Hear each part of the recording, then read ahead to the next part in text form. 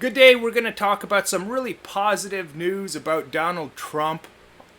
But before I do, if you've been following this channel, you know I like to share little personal things about where I live or what's going on.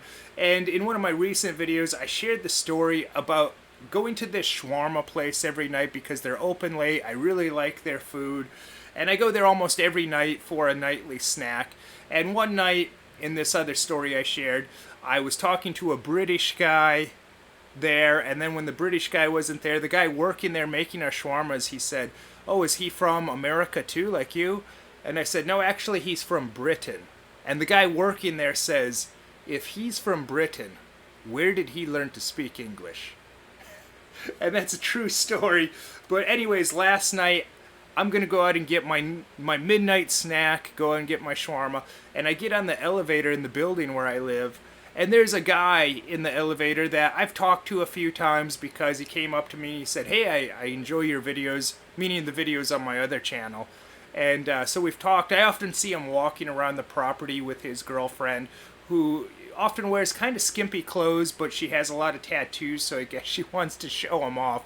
But yeah, I get on the elevator. He gives me a high five. And he says, "Oh, you're going out for your late night shawarma, huh?" He knows I like to do that. He sees me going out. And I said, "Yeah." And this guy, I see he's wearing a tank top that says Thailand on it. And he's also wearing an interesting pair of shorts that had this design where it has the American flag on it. And it has some other flag or something else on it. It's probably just a cheap pair of shorts that you'd buy at some market or whatever. It's nighttime. He's dressed for comfort, probably just going down to the store downstairs. But he says, "Yeah, that shawarma, it's a little too spicy for me. I don't really like spicy food that much. And I actually just got back from Thailand today, so I've been having a lot of spicy food." And I said, "Yeah, I see you have the shirt that says Thailand." And I said, "Oh, and your shorts, they also have the American flag on them." And like I said, they have this design where it has the American flag and then something else, I guess another type of flag. And then he looks down and he goes, "Oh, really? Which one's the American flag? Is it this one?" And he points at the one that's not the American flag. And like I said, "No, it's the other one." I had to show him. But I just kind of laughed on that. It's like, how can anyone not know what the American flag looks like? Interesting enough, I even have that design on my wallet. This wallet's getting a bit worn out, so I'm going to have to replace it soon. But I even carry it on my wallet, man. But I just thought that that's an interesting story that I would share with you, that there are people in this world that not only are they not concerned with certain things, they don't even know what the American flag looks like. So, anyways, last night, Donald Trump, or yesterday, their big story where he had an operation done where he killed an ISIS leader. This is huge news, and a lot of people are very happy about it. And the story was somewhat breaking when I was going to call my parents last night on Skype. So I'm on the computer, I'm launching Skype and everything, and I'm letting the video of Trump's press conference about this play for a few minutes before I call my mom and dad. And when Trump was speaking, and I haven't watched the press conference in its entirety, but when he was speaking, he was giving off this very calm, cool energy of where, you know, a lot of people, they think that Trump's going wacko and he's venting on Twitter and whatever, but this shows you that there's like a master plan that he had all along. And certainly Donald Trump is no saint, and you could talk about a lot of negative things about him, and there's times too when I start to think, yeah, I don't know if I like what Trump's doing, but every time I start to think something negative about him, this guy comes out and he surprises me. Either something happens or he does or says something where I'm like, okay, that's the guy. But he was so calm, reassuring, and collected, and like the way he was just speaking, he was just putting out this great energy that shows you that you don't have to worry and try and micromanage what the president's doing. You don't have to worry about all these little things which are mostly out of your control. Because the reality is, in this day and age, you scroll through your social media feed and there's so much stuff these days about politics and so much negative stuff regardless of what side you're on. And when you see these things, they have a way that they can really bring you down. And it's almost like they give you a feeling of being heavy, of heaviness. And you can contrast that with the feeling of doing something you really love, where you're smiling or you're laughing, like going out to dinner with an old friend and sharing a few laughs. Or for me, my son's in the next room over breastfeeding. When I see him smile, that gives me a feeling of lightness. So there's a few things that I want you to take away from this. You don't have to worry about what's going on because it's mostly out of your control anyways.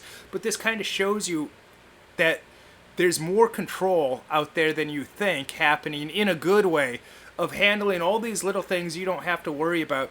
And also, like, it's good to get off of social media. I try and take at least one day a week, Sundays. Where I live, Sundays kind of considered a family day.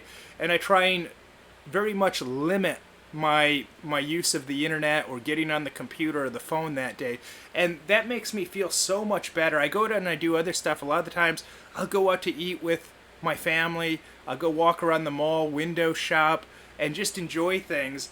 But yesterday I was actually in this fast food restaurant right outside nearby, and we're on the second floor, and they have these big windows and you can see the street outside, and right across the street there was this church, and my wife said, "Oh look, the priest is blessing a car."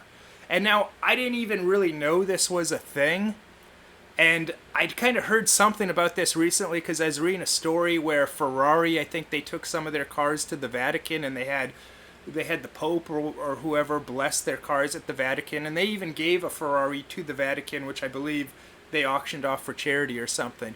But my wife pointed that out, and I got to see this priest blessing a car.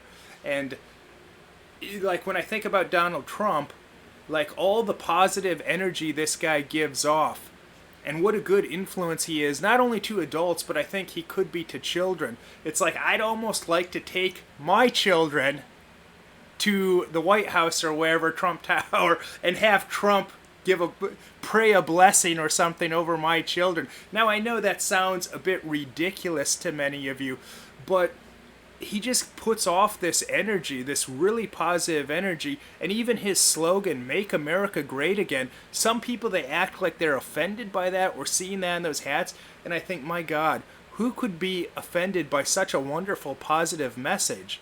And I would just like to be a fly on the wall of what Trump's doing, or just be in the same room with him, because he has this energy, this really infectious energy, and it even, I believe he's positively influencing millions of people, just seeing him through video, just seeing him give some of these talks or give a speech.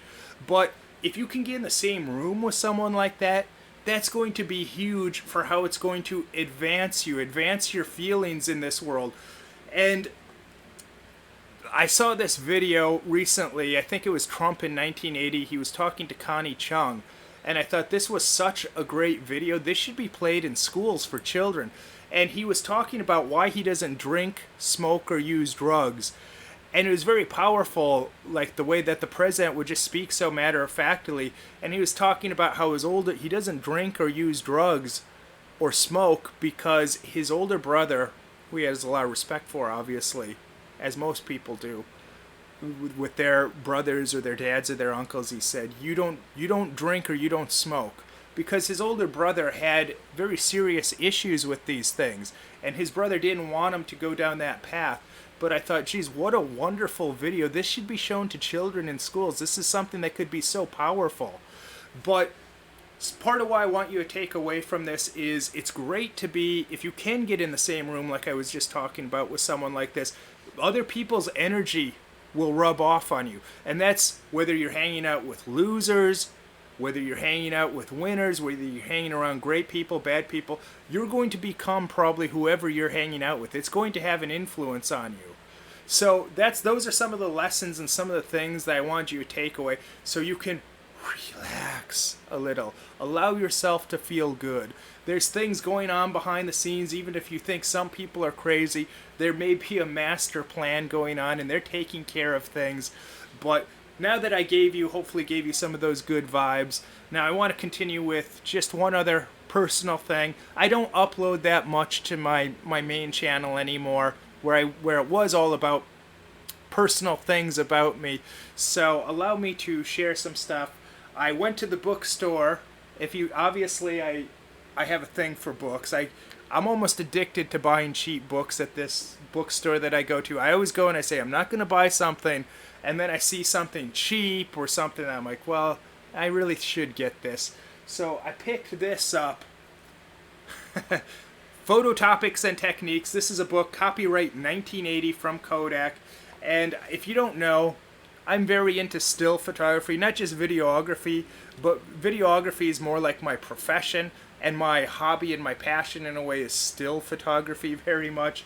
So this is an interesting book about not just photographic techniques, but they get into a lot of other aspects about collecting photographic equipment and that kind of stuff. And I mean, some of these pictures in here are great. Take a look at this one.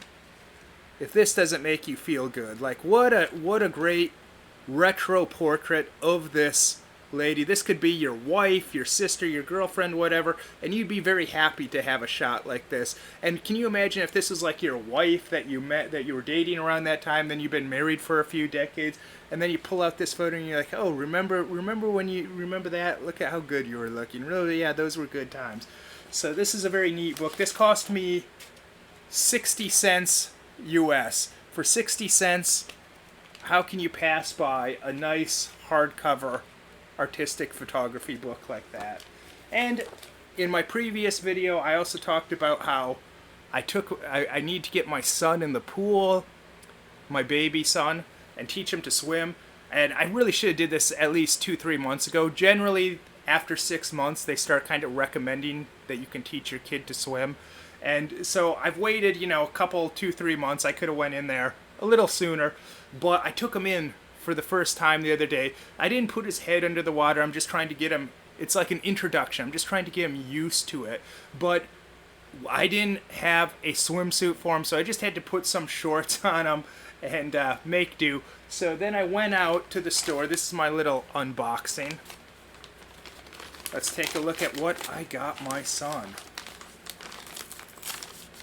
This is very cool. I'm very excited to show this to you, and I'm very excited to have him model these. So I got 2 swimsuits. Little square cut tight pair there. Black and like with this cute blue stripe down it. So this was about $2 new in the store at the department store. And this one is about $2 as well. This is a little different. These are just more like, not tight, but a little tropical theme in there. I can't wait to see my kid in there. And we've been actually talking about we need to get him some swimsuits for a while, but I hadn't been taking him in the pool yet. And I remember one time we were in the department store and my wife saw this little tiny red Speedo and she's like, we should get him this. And I'm like, well, I have nothing against Speedos. They're great if you have a great body that you want to show off, or if you're a professional male model doing a photo shoot, or if you're in a competitive swimming meet, something like that. But I'm like, he's a baby. I don't know that he needs a Speedo to go to the pool. So I kind of nixed that idea and we waited around. And then when I was going to take my son in the pool the other day, my wife's like, but we have nothing for him to wear. And she's like, we don't even have we should wait, we should get him a rash guard. And I don't know if you know what a rash guard is. Basically, they're these tight shirts. And I don't know if this is the trend where you live, but definitely where we live, it's like the hottest thing in swimwear. Everyone wears them, males, females these days. You don't really see traditional swimsuits or bikinis that much. And you don't really see guys just going in a pair of swim trunks to the pool or the beach or whatever. Everyone's wearing these rash guards. It's like a huge thing. But I was saying, well, he's a baby, and he doesn't need a rash guard, and we still gotta expose him to some vitamin D a little bit. And I was thinking my son actually looks better shirtless than he probably does when he has a top on. And not many guys can say that. Most guys look better with their tops on than topless. So I just wanted to share those things. I want to share you some good news about what's going on in this world regarding President Trump and things that you can apply to your life in a practical way. And one of the most important things is to, like I said, when you scroll through those social media feeds and you see some of the stuff, it gives you that feeling of heaviness. But get off the computer, go out into the real world. Like I said, on Sundays, which is considered a family day here, and if you're a Christian, if you're religious, or where a lot of religious people, they like to think of that as the Lord's Day. So you don't work on that day, a lot of people.